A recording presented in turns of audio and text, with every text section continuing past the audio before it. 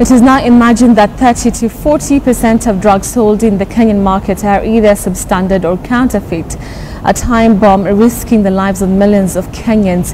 As KTN's Keitany reports, these counterfeit and substandard medical drugs that are sold at much cheaper prices could explain the increased number of cancer cases, resistance to medical treatment, and increased expense of medication over time. That Kenya is an open economy comes with merits and demerits in equal measure. The last few years have seen an influx in substandard and counterfeit goods into the country.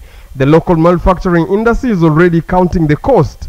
Case in point is Ever Ready Kenya, that shut down its dry cell manufacturing plant due to cheap imports like substandard dry cells, which led to job losses and loss of revenue to the government.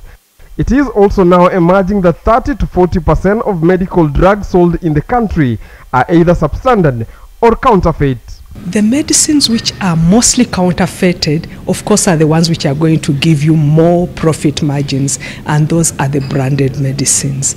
The influx of counterfeited medically prescribed drugs are now a big threat to Kenya and neighboring countries, with unscrupulous traders and dealers making a killing from the growing demand to supply counterfeits and substandard medical drugs, risking the lives of Kenyans. These drugs have led to body resistance to genuine medication. Counterfeiting is really a wide range. There are some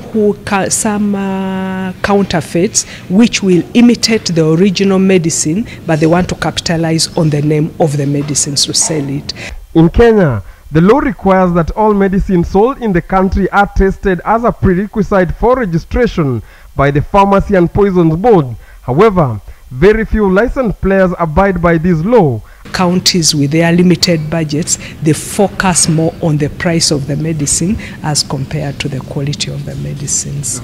However, efforts are being made through the Mission for Essential Drugs and Supplies (MED) that are set up the WHO standard laboratory to test drugs before distribution. The Mission for Essential Drugs and Supplies Lab is currently serving more than 10 countries in East and Central Africa. Keitany, KTN News.